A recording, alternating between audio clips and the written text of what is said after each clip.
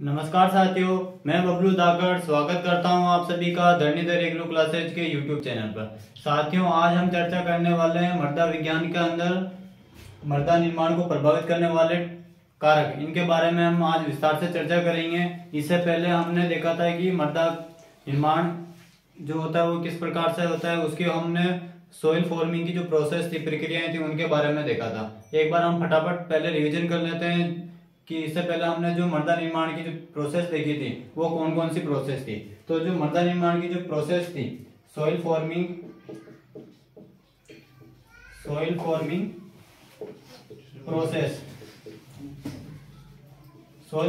जो प्रोसेस थी, इनको हमने दो भागों में बांटा था। एक को बांटा था हमने प्राथमिक प्रक्रियाएं, और नंबर सेकंड हमने बांटा था विशिष्ट प्रोसेस या स्पेसिफिक प्रोसेस। हमने दो भागों में बांटा था, जिसके अंदर हमने प्राथमिक प्रक्रियाओं के अंदर देखा था, उसकी ट्रिक हमने बनाई थी HEAP हिप, और विशिष्ट जो प्रक्रियाएं थी उनकी ट्रिक हमने बनाई थी LPGCS। यानी कि अगर हम अल्टीमेटली बात करें तो जो सॉइल फॉर्मिंग प्रोसेस थी, इनकी कितनी प्रक्रियाएं होती है, तो 9 प्रक्रियाएं होती। कौन कौन सी होती है? तो एस से हमने देखा था ह्यूमिफिकेशन, ई से हमने देखा था इवोल्यूशन, और ए से देखा था हमने एक्यूमुलेशन, और पी से देखा था हमने पेडोटर्बेशन। ये जो चारों प्रोसेस आती है वो किसके अंदर आती है? तो प्राइमरी प्रोसेस के अंदर आती है। और स्पेसिफिक प्रोसेस के अंदर 5 प्रोसेस आती है। कौन कौन सी? एम से हमने देखा था इसमें लेटराइजेशन, टी से देखा था हमने पोर्टजोलिलाइजेशन, और जी से देखा था ग्लाइजेशन, और सी से देखा था हमने इसमें कैल्सिफिकेशन, और एस से देखा था हमने सोलेनाइजेशन। ठीक है ना। तो इस प्रकार जो सॉइल फॉर्मिंग जो प्रोसेस थी वो हमने इनको 9 भागों में बांटा था। लेकिन आज हम पढ़ने वाले हैं सॉइल फॉर्मिंग प्रोसेस, और इन प्रोसेस को प्रभावित करने वाले कारक कौन से हैं उनके बारे में हम विस्तार से पढ़ने वाले हैं। तो आइए एक एक करके देखते हैं कि जो सॉइल फॉर्मिंग जो प्रोसेस को प्रभावित करने वाले जो कारक थे, इन कारकों को अलग अलग वैज्ञानिकों ने अलग अलग समय पर अपने अनुसार 3 अलग अलग भागों में विभाजित किया था। उस जो सबसे पहले जो विभाजित किया था उस वैज्ञानिक का नाम है वी डोकुचेव। जो मृदा निर्माण कार्य जो प्रक्रियाएं थी उनको प्रभावित करने वाले जो कारक थे, उन कारकों को सबसे पहले वैज्ञानिक आए थे वी डोकुचेव। इन्होंने जो मृदा निर्माण कार्य जो प्रक्रियाएं थी इनको 3 भागों में बांटा था। कितने भागों में बांटा था? 3 भागों में बांटा था। अब वो कौन कौन से कारक थे? तो नंबर फर्स्ट हो जाएगा इसके अंदर जैव मंडल या बायोस्फीयर। वी डोकुचेव ने 3 कारकों में बांटा था मृदा निर्माण को प्रभावित करने वाले कारकों को, जिसके अंदर नंबर फर्स्ट हो जाएगा कौन सा? जैव मंडल हो जाएगा। नंबर सेकंड था इसके अंदर जलवायु या क्लाइमेट, और नंबर थर्ड की बात करें इसके अंदर तो नंबर थर्ड हो जाएगा हमारे पैतृक पदार्थ। कौन से हो जाएंगे? पैतृक पदार्थ या पेरेंट मटेरियल। ठीक है ना। तो इस प्रकार से जो वी डोकुचेव थे, इन्होंने 3 भागों में बांटा था। नंबर फर्स्ट था हमारा जैव मंडल, नंबर सेकंड था जलवायु, और नंबर थर्ड हो जाएगा पैतृक पदार्थ। ये क्या होता है इनका विस्तार से डिस्क्रिप्शन हम थोड़ा आगे देखेंगे। उसके बाद में एक और वैज्ञानिक आए थे जिनका नाम था, नंबर जो सेकंड वैज्ञानिक आए थे उन वैज्ञानिक का नाम था जेनी वैज्ञानिक आए थे। और जेनी वैज्ञानिक ने जो अपना जो क्लासिफिकेशन दिया था, यानी कि जो मृदा निर्माण को प्रभावित करने वाले जो कारक थे, इन वैज्ञानिक ने इनको कब प्रस्तुत किया था? तो 1941 के अंदर प्रस्तुत किया था। और जेनी वैज्ञानिक के द्वारा सॉइल फॉर्मिंग जो प्रोसेस थी उनको जो इफेक्ट करने वाले जो कारक थे या फैक्टर थे, इनको कितने भागों में बांटा था? 5 भागों में बांटा था। कितने भागों में बांटा था? 5 भागों में बांटा था। और इन 5 भागों को इन्होंने एक इक्वेशन यानी समीकरण के रूप में नाम दिया था। वो समीकरण क्या थी जो जेनी के द्वारा दी गई थी? तो वो समीकरण थी इसमें S बराबर F, और इन्होंने जो इक्वेशन दी थी, समीकरण थी, वो दी थी इन्होंने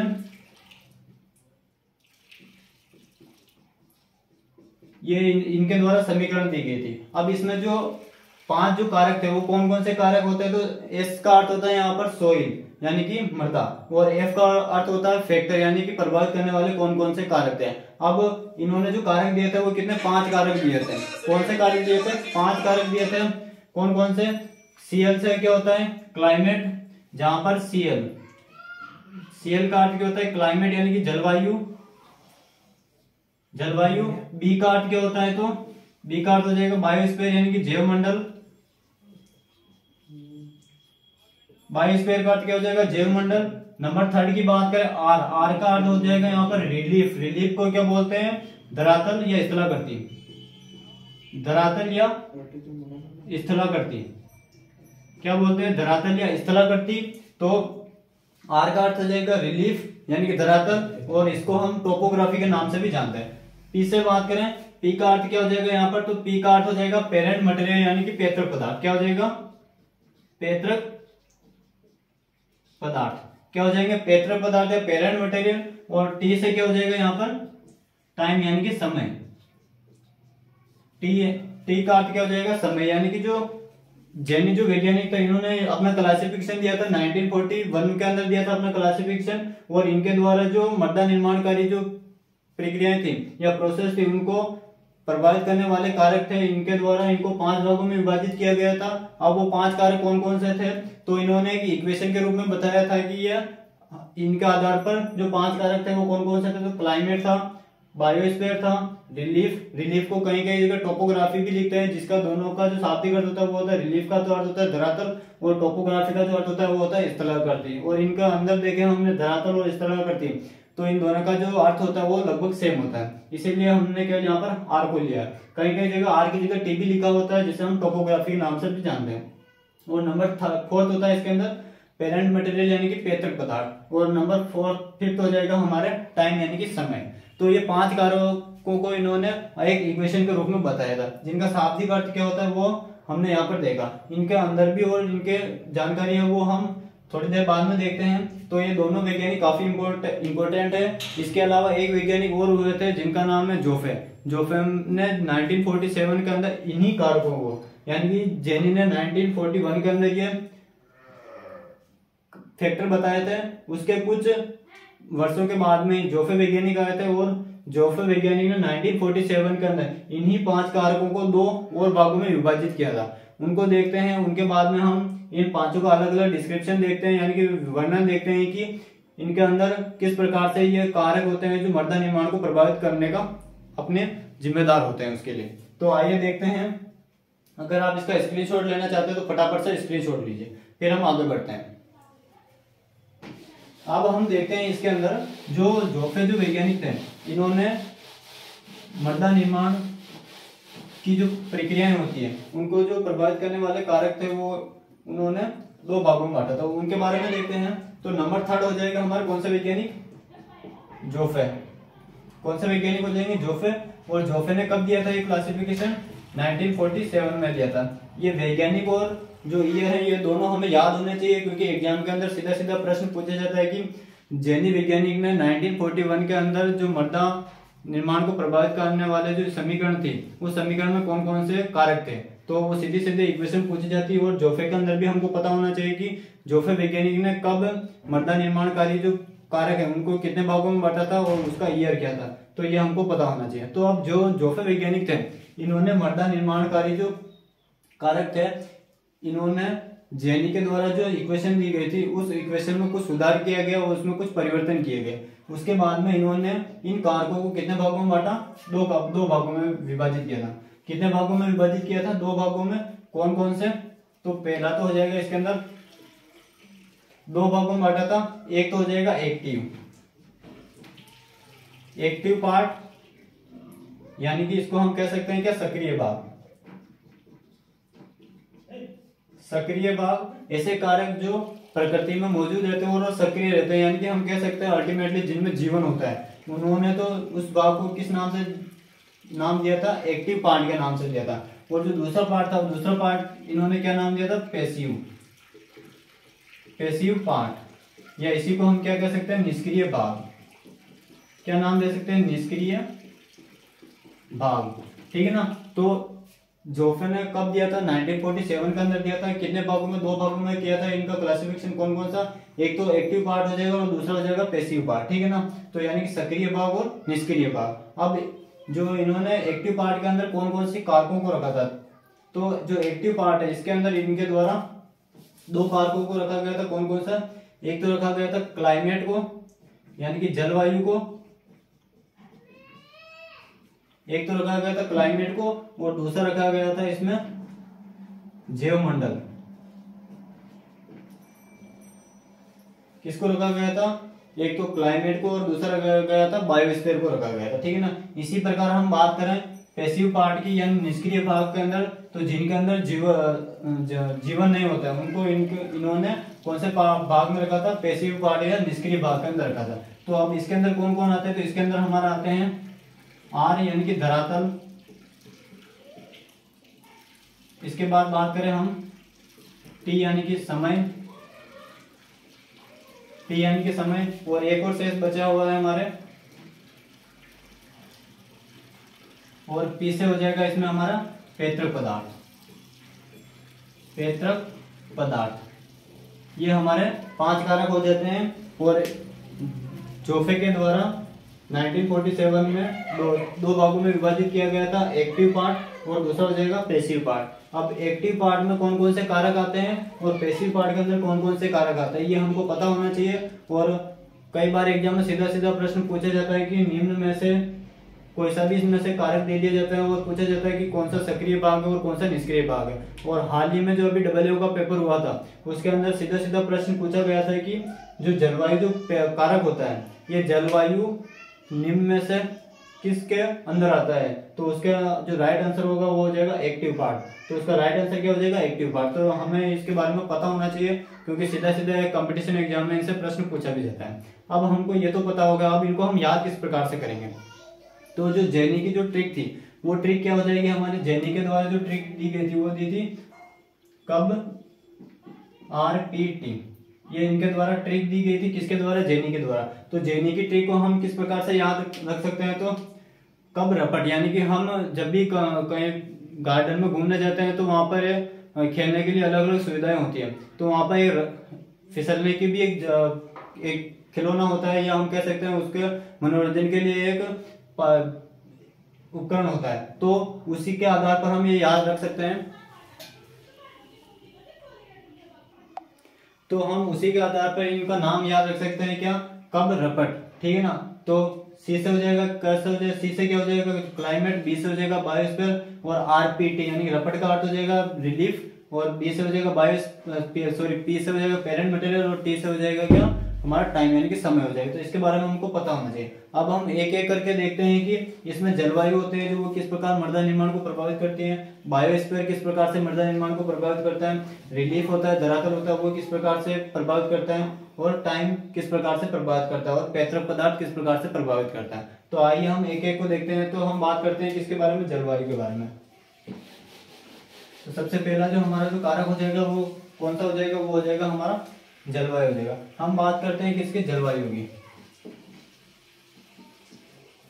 जलवायु की बात करें तो जलवायु हमने जब एग्रोनॉमी के अंदर हम पढ़ते हैं मौसमी या हम वायुमंडल के बारे में पढ़ते हैं, वर्षा के बारे में पढ़ते हैं, तो उसमें महत्वपूर्ण भूमिका निभाता है कौन? जलवायु। तो जलवायु के अंदर छोटे छोटे और कई सारे छोटे छोटे टॉपिक आते हैं जिसके अंदर प्रमुख रूप से कौन आता है? तो जल और वायु आता है। कौन आते हैं? जल और वायु। ये दोनों क्या करते हैं? तो ये दोनों किसके लिए जिम्मेदार होते हैं? तो ये दोनों जल और वायु जो जिम्मेदार होते हैं ये मृदा क्षरण के लिए जिम्मेदार होते हैं, यानी कि सॉइल इरोजन के लिए जिम्मेदार होते हैं। अगर कहीं पे मृदा निर्माण हो रहा है, अगर वहां पर अत्यधिक वर्षा हो जाती है, अत्यधिक वर्षा होने के कारण वो पानी क्या करता है? अपने साथ में मिट्टी को बहाकर लेकर चला जाता है, जिसके कारण जो सॉइल फॉर्मिंग जो प्रोसेस होती है, प्रक्रिया होती है, वो क्या होती है? बाधित होती है। तो इस प्रकार से जलवायु के अंदर जो जल होता है वो प्रभावित करने का कार्य करता है। इसके अलावा नेक्स्ट बात करते हैं हम वायु। तो जो वायु होती है, वायु भी क्या करते हैं? जहाँ पर रेगिस्तानी जो क्षेत्र होते हैं, यानी कि जो जहाँ की जलवायु शुष्क होती है, वहां पर ये क्या करते हैं? तो वायु अत्यधिक तीव्र चलती है वहां पर, और वो अपने साथ में मृदा के जो महीन कण होते हैं, बारीक कण होते हैं, उनको अपने साथ में उड़ाकर एक स्थान से दूसरे स्थान पर लेकर चली जाती है, जिसके कारण जो सॉइल फॉर्मिंग जो प्रोसेस होती है वो बाधित हो जाती है और वो कंप्लीट नहीं हो पाती। इस प्रकार जो जलवायु होती है वो सॉइल फॉर्मिंग जो प्रोसेस होती है उनको प्रभावित करने का काम करती है। इसके अलावा और बात करें हम जल की बात करते हैं, तो जो जल होता है इसकी कई सारी अलग अलग अवस्थाएं होती है, वो भी क्या करते हैं? सॉइल फॉर्मिंग प्रोसेस को प्रभावित करने का कार्य करती है। जैसे हम बात करें समुद्री लहरों की, तो जो समुद्री लहरें होती है वो अगर अत्यधिक तीव्र समुद्री लहरें होती है तो वो समुद्र के आसपास जो सॉइल फॉर्मिंग प्रोसेस होती है उनको वो प्रभावित करती है और अपने साथ में मिट्टी के कणों को बहाकर लेकर चली जाती है। इसके बाद करें नदियों के मुहाने की बात करें, तो नदियों के मुहाने की बात करें तो वहां पर भी मिट्टी धीरे धीरे, जहाँ पर मिट्टी नहीं होती है वहां पर मिट्टी जाकर जम जाती है और वहां पर एक अलग सॉइल फॉर्मिंग प्रोसेस स्टार्ट हो जाती है। तो इस प्रकार से जो जल होता है और जो वायु होती है यह सॉइल फॉर्मिंग बनाती भी है और सॉइल फॉर्मिंग को बिगाड़ने का भी कार्य करती है। तो इस प्रकार जलवायु जो होता है वो सॉइल फॉर्मिंग जो प्रोसेस होती है उनको इफेक्ट करने का कार्य करता है। नेक्स्ट हम आगे बढ़ते हैं जैव मंडल। नेक्स्ट जो हम बात करने वाले हैं वो किसके बारे में बात करने वाले हैं, हम बात करने वाले हैं जैव मंडल यानी कि बायोस्फीयर के बारे में हम बात करते हैं। अब बायोस्फीयर के अंदर कौन आते हैं, तो बायोस्फीयर के अंदर लगभग जो समस्त जो जीव होते हैं वो आ जाते हैं। कौन आ जाते हैं, जैव मंडल के अंदर समस्त जीव आ जाते हैं, जिसके अंदर पेड़ पौधे आ जाते हैं, मनुष्य आ जाते हैं और सूक्ष्म जीव आते हैं। अब ये क्या करते हैं, तो पेड़ पौधे की बात करें तो पेड़ पौधे क्या करते हैं, तो जीव अपने जीवन यापन के लिए वो जल का भी जो अवशोषण करते हैं वो किसके द्वारा करते हैं, मृदा के द्वारा करते हैं। और इसके अलावा जो पेड़ पौधों में जो भी प्रोसेस होती है, चाहे वो उपापचय क्रियाएं हो, चाहे इनके द्वारा जो पदार्थ गिराए जाते हैं वो भी किसके अंदर गिरते हैं, मृदा के ऊपरी परत पर गिरते हैं। और जो सूक्ष्म जीव होते हैं वो उन्हीं पदार्थों का अपघटन करते हैं, उनको खाने का काम करते हैं। तो वो भी धीरे धीरे जो सॉइल जो फॉर्मिंग प्रोसेस होती है उनमें कुछ परिवर्तन कर देते हैं। यानी कि अगर कहीं पे कार्बनिक पदार्थ पड़ा हुआ है तो उसका वो अपघटन करेंगे, जिसके कारण किसका निर्माण होगा, ह्यूमस का निर्माण होगा। तो ह्यूमस के निर्माण के होने के कारण पहले वहां पर कार्बनिक पदार्थ नहीं था, अब वहां पर कार्बनिक पदार्थ आ गया, तो वहां पर एक नया सॉइल फॉर्मिंग प्रोसेस का निर्माण हो गया। इस प्रकार से जो जैव मंडल होता है वो सॉइल फॉर्मिंग प्रोसेस को प्रभावित करने का कार्य करता है। इसके अलावा हम बात करें मानव की बात करते हैं तो मानव भी क्या करता है, खनन का कार्य करता है, सड़कों का निर्माण करता है, भवनों का निर्माण करता है और सड़कों का निर्माण करता है, रेल मार्गों का निर्माण करता है। तो उसके लिए जहां पर भी अगर उसके निर्माण के लिए अगर कोई भी अड़चन आती है, चाहे पहाड़ आ गए, जंगल आ गए, तो वो वहां से उनको हटाने का काम करता है। तो हटाने के दौरान वहां की जो मिट्टी होती है वो भी हटानी पड़ती है, जिसके कारण जो सॉइल फॉर्मिंग जो प्रोसेस होती है वो कंप्लीट नहीं हो पाती है। इस प्रकार जीव भी उनको इफेक्ट करने का कार्य करते हैं। इसके अलावा हम बात करें जो चूहे होते हैं वो भी क्या करते हैं, मृदा के अंदर बिल बनाकर रहते हैं, तो वो भी मृदा को अंदर की जो मृदा होती है उनको बाहर लेकर आ जाते हैं और इस प्रकार वो भी क्या करते हैं, सॉइल फॉर्मिंग प्रोसेस को इफेक्ट करने का काम करता है। तो इस प्रकार जो जैव मंडल होता है वो 3 प्रकार से सॉइल फॉर्मिंग प्रोसेस को इफेक्ट करता है। किसके द्वारा, एक पेड़ पौधे अलग करते हैं, मानव के द्वारा अलग किया जाता है यानी कि जंतुओं के द्वारा अलग किया जाता है, एक सूक्ष्म जीव के द्वारा भी सॉइल फॉर्मिंग प्रोसेस को प्रभावित किया जाता है। उसके बाद नेक्स्ट चर्चा करते हैं हम किसके बारे में, धरातल के बारे में। किसके, धरातल के बारे में बात करते हैं। तो हम जनरली जानते हैं जो पृथ्वी है, पृथ्वी की जो संरचना है वो किस प्रकार की है, जियोड है, यानी कि ना ही वो पूरी गोल है और ना ही पूरी चपटी है, ठीक है ना। तो उसे हम दोनों के बीच की अवस्थाओं की बात करें तो उसे हम जियोड के नाम से जानते हैं। तो जो पृथ्वी की संरचना है, पृथ्वी की संरचना पर कहीं तो हमें क्या मिलेगा, कहीं पे तो हमें ऊंचे पहाड़ मिलेंगे और कहीं पे हमें बिल्कुल समान धरातल मिलेगा, मैदानी क्षेत्र मिलेगा और कहीं कहीं पे हमें बिल्कुल खड्डा मिलेगा, इस प्रकार से मिलेगा। तो इस प्रकार की जो संरचना होती है उसे हम क्या कहते हैं, धरातल कहते हैं। जैसे उदाहरण की बात करें तो हिमालय पर्वत हो गया, एक तो हिमालय पर्वत हो गया जो बहुत ऊंचा है, और एक बात करें हम मैदानी क्षेत्र की बात करें जहाँ पर मैदान है, और एक बात करें हम जहाँ पर झरने होते हैं, जहाँ पर बहुत बड़े खड्डे होते हैं, प्राकृतिक खड्डे होते हैं, जहाँ पर झीलें बनाई जाती है और झरने बनाए जाते हैं, ठीक है ना, ऑटोमेटिक बनती है। तो पृथ्वी की जो संरचना होती है वो फिक्स नहीं होती है, कहीं पे उबड़ खाबड़ होती है, कहीं पे गड्ढे होते हैं। तो वो भी क्या करते हैं, सॉइल फॉर्मिंग प्रोसेस को प्रभावित करने का काम करते हैं। कौन, धरातल भी सॉइल फॉर्मिंग प्रोसेस को प्रभावित करने का काम करता है, ठीक है ना। उसके बाद नेक्स्ट बात करते हैं हम समय की बात करें यदि हम, तो समय भी क्या करता है, सॉइल फॉर्मिंग प्रोसेस को प्रभावित करने का काम करता है। आप किस प्रकार से करता है, अगर आपको याद हो तो हमने जब रॉक्स चट्टानें पड़ी थी तो चट्टानों के अपक्षय के बाद में हमने एक छोटा सा टॉपिक देखा था, हमने देखा था चट्टानों का अपक्षय होने के बाद में उनके ऊपर जो अवशिष्ट पदार्थ पड़ा रह जाता है उनको एक स्थान से दूसरे स्थान पर जो कारक लेकर जाते हैं उनको हमने एक विशेष नाम दिया था, उनको हमने वाहित पैतृक पदार्थ नाम दिया था, यानी कि ट्रांसपोर्टेड पेरेंट मटेरियल फैक्टर नाम दिया था। तो उन कारकों के द्वारा क्या होता है, तो उन अपशिष्ट पदार्थों को एक स्थान पर दूसरे स्थान पर लेकर जाया जाता है। अगर कोई मान लीजिए पेरेंट जो अपशिष्ट पदार्थ है, ये मान लीजिए हमारी चट्टान है, अगर यहाँ पर कोई अपशिष्ट पदार्थ पड़ा हुआ है, अगर इसको बहाकर जो अपशिष्ट पदार्थ था वो जल के साथ बहकर लगभग आज से कितने 150 साल पहले गया। और आज की बात कर रहे हैं हम। अगर आज किसी चट्टान का अवशिष्ट अपक्षय होता है और उसके ऊपर जो पदार्थ पड़ा हुआ है वो आज की तारीख में बहकर गए, यानी कि लगभग वो मान लीजिए आज के इस 2022 के अंदर वो बहकर गया, तो इन दोनों में डिफरेंस कितने वर्षों का आ गया? वो डिफरेंस आ गया 150 वर्षों का डिफरेंस आ गया। तो सॉइल फॉर्मिंग प्रोसेस में भी जो समय होता है वो बहुत बड़ा रोल निभाता है, क्योंकि एक सॉइल फॉर्मिंग प्रोसेस के निर्माण का जो कार्य है वो कितने वर्षों पहले स्टार्ट हो गया था? 150 वर्ष पहले स्टार्ट हो गया था। और आज जिस चट्टान का अपक्षय हुआ उसके द्वारा जो सॉइल फॉर्मिंग प्रोसेस स्टार्ट हुई उसको स्टार्ट हुए कितना समय हुआ? 1 वर्ष का समय हुआ। तो इस प्रकार जो समय होता है वो भी सॉइल फॉर्मिंग प्रोसेस को इफेक्ट करने का कार्य करता है। उसके बाद नेक्स्ट बात करते हैं किसके बारे में? नेक्स्ट बात करते हैं हम पैतृक पदार्थ या पेरेंट मटेरियल की बात करते हैं। अब पैतृक पदार्थों की बात करते हैं तो हमने चट्टानों के बारे में पढ़ा था। तो जो चट्टानें होती है वो विशेष, कुछ चट्टानें ऐसी होती हैं जो अम्लीय प्रकृति की होती है, कुछ क्षारीय प्रकृति की होती हैं। तो उनके द्वारा जो निर्मित जो मृदा होती है वो भी उन्हीं के जैसी होती है। जैसे अगर मान लीजिए कोई ग्रेनाइट जो चट्टान होगी, ग्रेनाइट कोई भी चट्टान होगी, अगर इस चट्टान से अगर किसी मृदा का निर्माण होता है अपक्षय के दौरान, अगर इस चट्टान से किसी मृदा का निर्माण होता है तो उस मृदा की प्रकृति किस प्रकार की होगी? वो मृदा किस प्रकार की? अम्लीय मृदा होगी।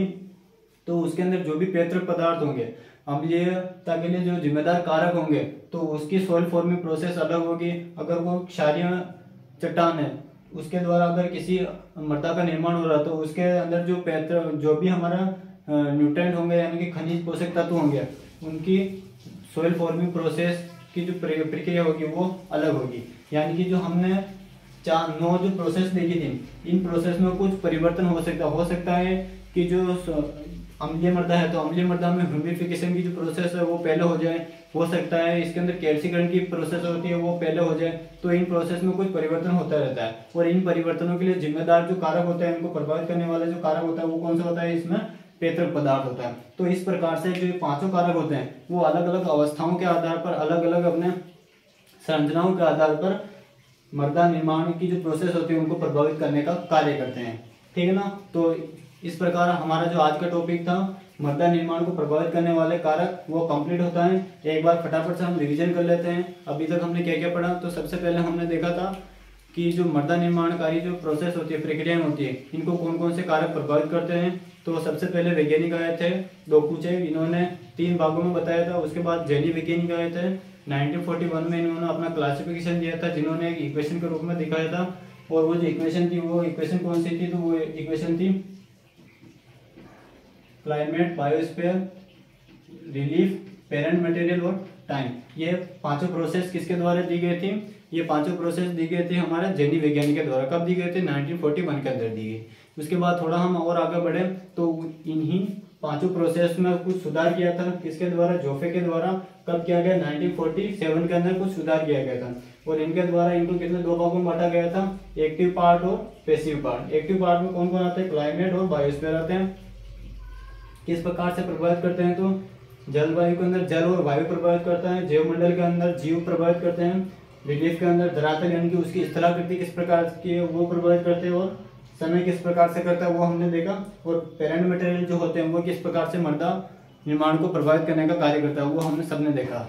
अगर आपको ये सेशन समझ में आया है तो अपने दोस्तों के साथ इसे शेयर कीजिए। अभी तक आपने अगर चैनल को सब्सक्राइब नहीं किया है तो चैनल को सब्सक्राइब कीजिए। मिलते हैं इसी उमंग इसी जोश के साथ में, तब तक के लिए जय हिंद जय भारत।